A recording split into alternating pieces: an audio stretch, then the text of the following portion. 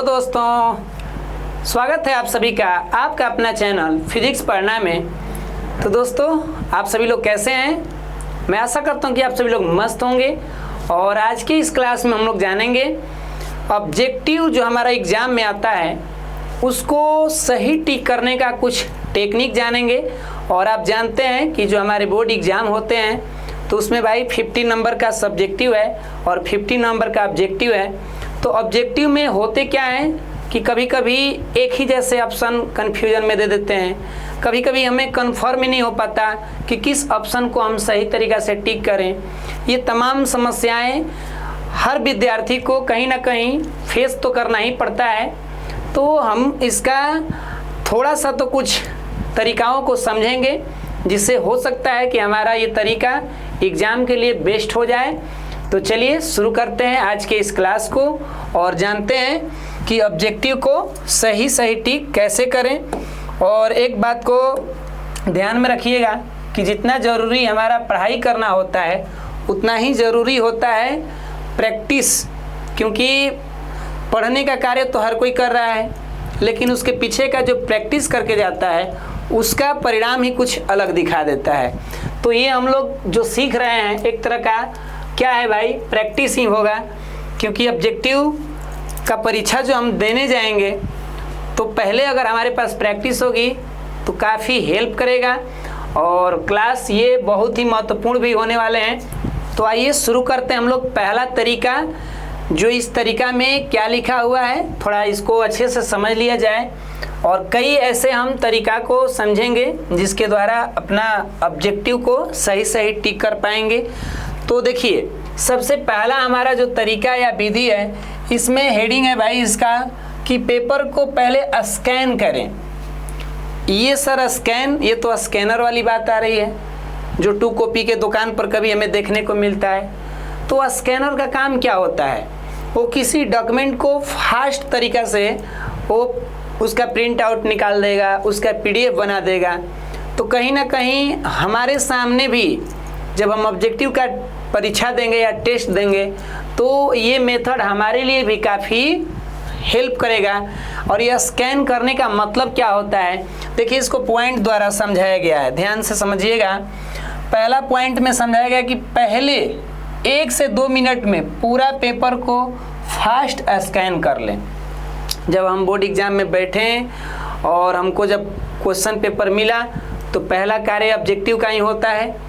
हम लोग का जो परीक्षा में पेपर आता है तो सबसे पहले हमारा फोकस कहाँ जाता है, ऑब्जेक्टिव पर। और ऑब्जेक्टिव का पेपर मिलता है तो हम करेंगे क्या, जब हमारे सामने कुछ इस प्रकार का पेपर आए तो हम 1 से 2 मिनट में उस पूरे पेपर को थोड़ा सा देख लें कि किस तरह के क्वेश्चन हैं, कितने क्वेश्चन आए हैं और इसमें से कितना हमको टिक करना होगा। ये जानकारियाँ बहुत ज़रूरी है, क्योंकि हम जब निर्देशों को नहीं पढ़ते हैं तो थोड़ा सा गड़बड़ भी कर देंगे, है ना। तो सबसे पहला कार्य कि बहुत ही कम समय में उसको पूरा पेपर को फास्ट स्कैन कर लेंगे। स्कैन का मतलब जल्दी जल्दी उसको हम देख लेंगे कि कितना ऑब्जेक्टिव है और इसमें कितना हमें टिक करना है। ये हमारा पहला कार्य हो रहा है ना। और जब हम कार्य शुरू करेंगे अपना, अब तो भाई ऑब्जेक्टिव का कहानी बनाना शुरू करेंगे, तो यहाँ पर क्या दिमाग लगाना है कि आसान और जिस पर पूरा तरह से हमें कॉन्फिडेंस हो, पूरी तरह से हमको लगे कि भाई ये तो हम कर सकते हैं, ये मेरा अंदर का विश्वास बता रहा है। तो जो आपको पहले आसान लग रहा है या जो आपके हिसाब से लग रहा है कि मेरा कॉन्फिडेंस है इस पर, तो उसको आप यानी कि वैसे प्रश्नों को तुरंत हल करें, तुरंत उसका टिक मारें, समझ रहे हैं ना। और अलग रहा कि यदि कठिन कोई प्रश्न आपको दिख जाए या जिस पर कोई डाउट हो तो ऐसे प्रश्नों को बाद में हल करें। मन में कहें कि ये क्वेश्चन जो है ना हम पहले कर लेंगे, इसको ना बाद में थोड़ा करेंगे क्योंकि ये थोड़ा सा कठिन लग रहा है। और इस तरीक़ा से हम लोग करेंगे तो हमारे लिए क्या होगा, काफ़ी बेटर होगा। तो ये फर्स्ट हमारा रहा कि जब भी हमारे सामने पेपर आए तो उसको हम लोग एक स्कैनर की तरह फास्ट प्रोसेस को अपनाएंगे। ये करने से होता क्या है कि आपका काफ़ी टाइम का बचत हो जाता है। और जब आप पेपर को देखते हैं तब बाय द वे कहीं फाल्ट वल्ट पेपर में पकड़ाएगा तो आप वहाँ तुरंत रिटर्न भी कर दें कि नहीं हमको दूसरा पेपर दे दीजिए। तो इसीलिए सबसे पहले आपको फास्ट क्या करना है, स्कैन कर लेना है। जैसे ही आप फास्ट देखेंगे तो उसमें आपका कठिन और आपका क्या जो आसान है उसमें खुद दिखने लगेगा। अब किसी को 10 गो प्रश्न दे दीजिए कितनी पढ़ के बताओ तो इसमें कौन कौन आसान है, तो पढ़ते ही टाइम उसको तुरंत अनुभव होगा, क्योंकि भाई आप पढ़ के गए एग्जाम में तो अरे ये तो पहला वाला बढ़िया है, दूसरा कुछ अलग लग रहा है, हाँ तीसरा भी आ जाएगा। ऐसे करते हैं ना तो हम स्कैनिंग कर रहे हैं, समझ गए। अब चलते हैं इसका दूसरा तरीका की तरफ। और ये क्या है भाई, थोड़ा उसको भी समझा जाए, क्योंकि हर तरीका अपने आप में बेस्ट है और किसी एक को भी हम बड़ा या छोटा नहीं कहेंगे, सबको अपना अपना बेस्ट तरीका कहेंगे, है ना। दूसरा कह रहा है एलिमिनेशन मेथड का प्रयोग करना। सर ये क्या होता है एलिमिनेशन मेथड, तो ये तो अंग्रेजी नाम है, हम लोग अपने भाषा में कहेंगे कि कुछ गलत प्रश्न के जैसे ऑप्शन आते हैं ना, ऑप्शन जब आते हैं तो उसमें से हम लोग गलत काट करके सही निकालते हैं, यानी गलत ऑप्शन को हटाकर सही को प्राप्त कर लेना। ये एलिमिनेशन मेथड क्या कहता है कि हमारे सामने जब एक से अधिक रहते हैं ऑप्शन तो उसमें से जो गलत होता है ना उसको पहले काट के हटाइए, ये नहीं होगा, ये नहीं होगा, और फाइनली उसका जो होगा वो आ जाएगा। क्यों सर ये मेथड क्यों अपनाते हैं, इसकी भी जानकारी आपको मिल रही है। देखिए यहाँ पर क्या रहा है कि एक क्वेश्चन दिया गया है जिसके द्वारा हम समझेंगे, लेकिन ये कह रहा है कि यदि सही उत्तर तुरंत नहीं पता चले, मान लीजिए मेरे सामने कोई क्वेश्चन आया हो और उसका उत्तर जो है ना तुरंत पता नहीं चल रहा है, तो उस कंडीशन में हम क्या करेंगे, गलत ऑप्शन को हटाएंगे, यानी गलत ऑप्शन को हटाने की विधि एलिमिनेशन मेथड कहलाती है। क्लियर। जैसे आपके सामने एक प्रश्न आ गया, कोई एक एग्जाम्पल ले लिए हैं, इस यहाँ पर भाई कई तरह के प्रश्न बन सकते हैं, हम आपको समझाने के लिए एक प्रश्न लिए, है ना। देखिए क्या कर रहा है, सरल सूक्ष्मदर्शी में किस लेंस का उपयोग होता है। अब क्वेश्चन को जब हम पढ़ें तो यहाँ पर क्या दिख रहा है कि सरल सूक्ष्मदर्शी, और उसमें पूछ रहा है किस लेंस का। लेंस जब कह दिया तो मेरे माइंड में आ गया कि भाई यहाँ तो लेंस का ही प्रयोग होगा, भले हमको नहीं पता कि कौन सा लेंस होगा, लेकिन लेंस कहने पर हमारे इसमें से कौन कौन ऑप्शन अब खत्म हो जाएंगे। जैसे आप देखिए आपके ये उत्तल दर्पण खत्म हो जाएंगे, क्योंकि कहा है लेंस तो लेंस ही ना होंगे, और साथ में ये अवतल दर्पण भी खत्म हो जाएंगे, ये तो किसी भी हाल में नहीं होंगे। अब रहा मेरे पास दो व्यक्ति, एक बच गया है अवतल लेंस और एक बच गया है क्या, उत्तल लेंस। तो आप भाई साहब थोड़ा अपना दिमाग लगाएंगे, अगर इसके बारे में अच्छे से पढ़े होंगे तो कोई दिक्कत नहीं है। हाँ तो फिर अब यहाँ दिमाग लगाएंगे कि सरल सूक्ष्मदर्शी में ये सूक्ष्मदर्शी है और हमें आँखों से देखने का मदद करता है, तो आँख के साथ संबंध है, और आँख में हमारे उत्तल लेंस होते हैं, तो कहीं ना कहीं ये सरल सूक्ष्मदर्शी में क्या होंगे, उत्तल लेंस होंगे, और हम इसे सही टिक मार देंगे। तो आपने देखा कि ये ऑप्शन को हटा दिए, ये ऑप्शन को हटा दिए, अब दो गो में चुनना रहा, तो थोड़ा आसानी हुई कि नहीं हुई, बिल्कुल। तो इस तरीका से हम लोग क्या करते हैं एलिमिनेशन मेथड में ऑब्जेक्टिव टिक करने का ये तरीका अपना लेते हैं, ठीक है। इसके साथ इसी के अंदर में इसी पॉइंट में कुछ और बातें बताइए कि सर क्यों गलत काटते हैं। हम चाहते तो डायरेक्ट सही ही नहीं कर देते, तो भाई जब सही ही कर देते तो इन सब की ज़रूरत ही क्या थी। तो गलत क्यों काटा जाता है इस पर विचार कर रहे हैं ना। देखिए करें कि गलत काटने के पीछे क्या ऑप्शन बन रहा है भाई। देखिए अगर 4 ऑप्शन है हमारे पास, जिसमें से 2 गलत हम ऑप्शन को हटा दिए, मतलब ये हटा दिए गए, थोड़ा यहाँ पर अच्छा से टाइपिंग नहीं हो पाया है, चलिए। तो 4 में से 2 गलत ऑप्शन को अगर हटा दिए जाएं तो 50% हमारे पास चांस बढ़ जाता है कि अब हम सही करेंगे। बात नहीं समझ पा रहे हैं। जैसे कि हमारा जो क्वेश्चन था वो कह रहा है कि सरल सूक्ष्मदर्शी में किस लेंस का प्रयोग किया जाता है, ठीक है ना। और ये हमारे पास 4 ऑप्शन है, तो कुल मिला के ये अपने आप में मान लीजिए 100% है, ठीक है। अब 100% के अंदर में हमें आंसर ढूंढना है, तो सारे क्वेश्चन पर 25-25% पड़ रहा है ना, मतलब ये भी 25, इनका भी, ये सारा टेक्निक है ना, ध्यान रखिएगा। तो ये 25-25 सबको पड़ रहे हैं, तो अभी तो सबका अपना भार जो है क्या है, बराबर है। अगर हम गलत ऑप्शन को हटा दें इसमें से, जैसे मान लीजिए कि लेंस जब कहा था तो भाई दर्पण को हटा दिए तो 25% इस पर दिमाग लगाने की प्रोसेस बंद हो गई। अब इसको अभी हटा दिए तो अब ये भी 25% खत्म हो गया। अब बच गया कितना? 50%। अब हमारे पास 50% गलती करने का कहानी तो खत्म कर दिए ना। बात समझ में आ रही है क्या?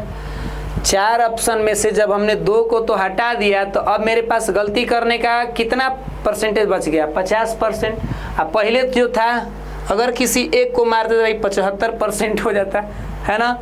समझ में आ रही है बातें? तो इस तरीक़ा से हुआ क्या कि अब हम जब इसको भी काट दिए और इसको भी काट दिए तो अब ये बच गए 50%। अब इसी में हमें दिमाग लगाना है। 2 को तो 50% हमने ख़त्म कर दिया, वो तो हमारे लिए फ़ायदा हो गया। अब हाई 50% में दिमाग लगाएंगे। तो यहाँ तो आप थोड़ा लॉजिक का प्रयोग करेंगे कि भाई इसमें कौन सा होगा क्या नहीं होगा, समझ रहे हैं ना। तो उस आधार पे अपना हम उत्तर को मार लेंगे। तो यहाँ क्या सिखा रहा है ये एलिमिनेशन मेथड क्या सिखाया? यही सिखाया कि भाई गलत प्रश्नों को हटा देने से सही करने के चांसेस आपके क्या हो जाते हैं? बढ़ जाते हैं। अब इसी के अंदर में थोड़ा एक और बात समझ लेते हैं कि सर कहीं अगर समान ऑप्शन दिखने लगे, मान लीजिए हमने क्या किया, 2 ऑप्शन को तो काट दिया और 2 को बच गया, कहीं लग रहा है कि दोनों में से सर ये भी सही लग रहा है। कभी कभी हमारा दिमाग ऐसा कन्फ्यूजिया देता है, ये भी सही लग रहा है, ये भी 2 ऑप्शन बच गए हैं। मान लीजिए कि ये दर्पण तो आपने हटा दिया था, ठीक है, लेकिन इन दोनों में आपका दिमाग जो है कन्फ्यूज आ गया है कि अरे ये भी तो लग रहा है कि लेंसे है, यो लेंसे है तो कौन लेंस होगा। यहाँ पर थोड़ा आपका माइंड काम नहीं कर रहा है क्योंकि दोनों एक जैसे दिख रहे हैं। समझ में आ रहा है ना। तो इस कंडीशन में भाई अब आपको क्या करना होगा? लॉजिक लगाना होगा, कोई अपना दिमाग का ताकत जो भी कहिए, तो उस तरह लॉजिक का प्रयोग करके अब आप क्या करेंगे? टिक करेंगे। जैसे हमने लॉजिक का कैसे प्रयोग कराया कि सरल सूक्ष्मदर्शी है, तो ध्यान रखिए ये ऐसे हैंड लेंस भी इसको बोलते हैं ना, तो आँख के पास रख करके देखते हैं उसको, तो कहीं ना कहीं आँख के साथ संबंधित है और आँख में उत्तल लेंस है तो उसमें भी उत्तल लेंस ही होगा। ऐसे हम दिमाग लगा रहे हैं और इस तरीक़ा से हम अपना लॉजिक प्रयोग करके मार दिए कर। समझ रहा ना? Correct answer. देख रहे ना भैया, ऐसे दिमाग लगाई जाती है तो जाके हमारा एलिमिनेशन मेथड क्लियर होता है। अब उसके बाद अगला हमारा स्टेप, अगला विधि या तरीका कहिए, ये क्या कहता है ज़रा इसको भी सोच लिया जाए, पढ़ लिया जाए। देखिए कह रहा कि अपनी पहली सोच को प्राथमिकता दें। ये सर क्या है? पहली सोच को प्राथमिकता दें मतलब हमारे सामने जैसे ही क्वेश्चन आया है और उसके हम ऑप्शन को देखते हैं तो एक बार हमारा माइंड कहता है ना कि ये उत्तर सही है, लेकिन जैसे ही कहता है तो फिर कुछ ही पल के बाद हमारे माइंड में आता है ना ये उत्तर नहीं सही है, दूसरा वाला शायद सही होगा। ऐसे मेरे मन में भाव, या हर किसी के बात कर रहे हैं तो हम लोगों के मन में ऐसा भाव आने लगता है। जैसे क्वेश्चन पढ़ें और तुरंत किसी एक पर नज़र जाता है ना, लगता है ये उत्तर ठीक है, लेकिन फिर बाद में अंदर से आता है ना ये नहीं है, हो वाला सही लग रहा है, और इस तरीक़ा से कन्फ्यूजन शुरू हो जाता है। तो कह रहा है कि वैज्ञानिक रिसर्च, इसके पीछे वैज्ञानिक रिसर्च भी किए गए हैं। साइंटिस्ट तो किसी भी फील्ड में छोड़ने वाले नहीं हैं। तो वैज्ञानिक रिसर्च में क्या पाया गया कि जो पहली बार में उत्तर सही लगता है ना, वही अधिकतर सही होता है। आप फर्स्ट बार में जिसको चुने थे ना, आप नहीं कहते हैं कि हम पहला बार सोचे थे कि ये सही होगा जानते हैं कब कहते हैं ऐसा? जब हम कोई क्वेश्चन गलत मार देते हैं तो मन में आता है कि पहला बार ना मेरे मन में आया था हाँ ये वाला सही था, लेकिन पता ना वो फलानवा हमसे गलती करवा दिया या हमको शक में मार दिया दूसरा, बहुत अफसोस होने लगता है कि नहीं? तो पहली बार जो आप सोचे थे उसके पीछे वैज्ञानिक रिसर्च कह रहा है कि ये हमारा पहली बार में ही उत्तर क्या होता है, जो हम लोग सोचते हैं ना अधिकतर वही सही हो जाता है। ध्यान रखिएगा। तो अगर ऐसा नहीं करते हैं तो फिर आपको हाई ध्यान रखिए आ जाता है ये परेशानी, ये बार बार ऑप्शन कभी उसको ना कभी सी सही है ना कभी डी सही है, और ऐसे करने में आप गलत करने के चांस को बढ़ा रहे हैं। समझ में आ रहे हैं ना? गलत करने के चांस को आप क्या कर रहे हैं? बढ़ा रहे हैं। कब? जब आप बार बार बी सी ए दुनिया जहान करते हैं तो अब गए, अब शायद ही आपका सही होगा, नहीं तो ना घर के रहेंगे ना घाट के। तो ये क्या है, दिमाग लगाइए और कहानी को आगे बढ़ाइए। तो ये तमाम टेक्निकें, और एक रहा यहाँ पर टाइम मैनेजमेंट, थोड़ा सही के साथ साथ समय की बचत, क्योंकि इस दुनिया में सबसे महान और सबसे अनमोल अगर कोई चीज़ है तो उसका नाम क्या है? समय। क्योंकि समय से ही हमारी क्या बनी हुई है? जीवन। अगर समय बर्बाद कर रहे हैं तो इसका मतलब हम लोग अपने जीवन को भी बर्बाद कर रहे हैं। तो इस बात का ध्यान रखना है कि समय की बचत एग्ज़ाम के लिए ना एक हीरा की तरह होती है, एक हीरा की कीमत की तरह होती है, जो एग्ज़ाम में हम समय बचा लें अपने दिमाग का प्रयोग करके। तो देखिए ये क्या कह रहा है, टाइम मैनेजमेंट, थोड़ा सा समझा जाए। ये कह रहा है कि पहले आसान क्वेश्चन को बनाने की टेक्निक अपनाइए, थोड़ा सा मीडियम उसके बाद, और कठिन प्रश्नों को हल करें। मतलब जब भी आप ऑब्जेक्टिव कर रहे हैं तो सबसे आसान बबुआ बचवा लेखा जितना भी आपको लगा पहले उसी को टिक मारिए। उसके बाद थोड़ा सा उससे लेवल ऊपर जो है उस तरह के क्वेश्चन का जो खूब कठिन है उसको कह दें कि भाई थोड़ा सा इंतज़ार करो, इंतज़ार का फल जो होता है, यानी धैर्य का जो फल होता है वो मीठा होता है, तो तुम थोड़ा इंतज़ार कर लो, है ना, तब हम लोग आगे बढ़ेंगे। तो इस क्रम को याद रखना है कि आसान काम, और उसके बाद थोड़ा सा मीडियम, और अंत में कठिन काम। मतलब अगर हमें चढ़ना होता है छत पर तो हम छत के बारे में ना सोचकर अगर हम सीढ़ी पर ही धीरे धीरे आगे अपना कदम बढ़ाते जाएं तो एक टाइम आएगा कि हम छत पे पहुंच गए होंगे, है ना। तो इस बात का ध्यान रखना है। और अंत में जब आपको पेपर जमा करने होते हैं तब पहले ही खबर मिलने लगता है, 10 मिनट 15 मिनट पहले ही घंटी बजने लगती है कि आप लोग पेपर को समेट लें, थोड़ा सरिया लें। तो अंत में आप 5 से 10 मिनट में रिवीजन कर लें कि भाई हमने ऑब्जेक्टिव को अच्छा से टिक किया है ना, कहाँ कहाँ छूटा है, कौगो टिक कर लिए हैं, कौगो मेरा भी बच रहा है। उस कम टाइम में जो डाउट में रखे थे उन तरह के प्रश्नों पर अब फोकस करना शुरू कर दीजिए कि अच्छा हाँ यही 2-4 गो डाउट में था ना, चलो इसको भी देख लेते हैं। और इतना काम करने के बाद हम लोग कम से कम अंदर से ये खुशी महसूस करते हैं कि वाह भाई आज तो क्या मस्त टिक मारे हैं। तो ये सारे टेक्निक जो हैं ऑब्जेक्टिव को सही करने के लिए काफ़ी मददगार होते हैं। और इनसे भी ज़्यादा अगर मददगार होता है तो सिर्फ एक ही चीज़ होता है, उसका नाम क्या है? अभ्यास। अभ्यास जिसके पास रहेगा भाई वो कई तरह के टेक्निक को फेल कर देगा। और इसीलिए अंत जो हमारा होने वाला है वो क्या से? तो प्रैक्टिस से। यानी कि बार बार हम बोलते हैं ना, रिवीजन में ही डिवीजन है। मतलब जो जितना करेंगे रिवीजन उनका रिजल्ट उतना ही अच्छा आएगा। डिवीजन तो ध्यान रखना है, प्रैक्टिस, अभ्यास।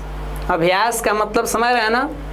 करत करत अभ्यास जड़मत होत सुजान, रसरी आवत जात पत्थर पड़त निशान। मतलब यहाँ दोहा में कही जा रही है कि करत करत अभ्यास जड़मत होत सुजान। जड़मत मतलब मंदबुद्धि, मंदबुद्धि किस्म का व्यक्ति भी होत सुजान, सुजान मतलब तेज हो जाता है।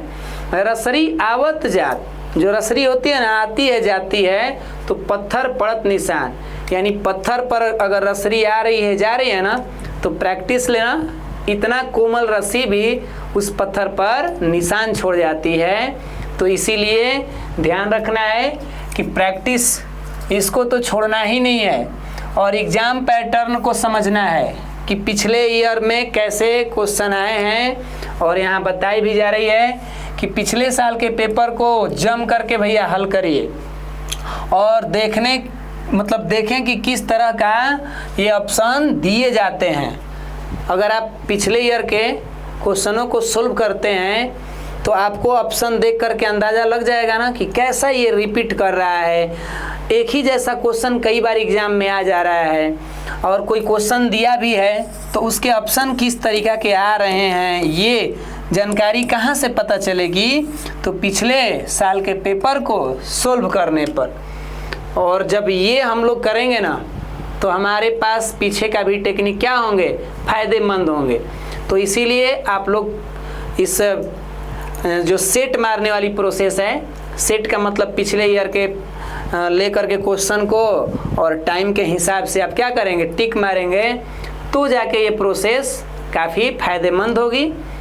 तो इस तरीक़ा से हम लोग आज के इस क्लास में जाने कि ऑब्जेक्टिव को सही सही टिक करने के क्या विधि हुए, क्या तरीका हुए, इन सबको जाना। और हमें उम्मीद है कि ये क्लास या ये वीडियो आपको काफ़ी आपके जीवन में उपयोगी होगी। तो आज के लिए इतना ही, मिलते हैं आने वाले वीडियो में। तब तक के लिए आप सभी लोग मस्त रहिए, स्वस्थ रहिए। जय हिंद, जय भारत।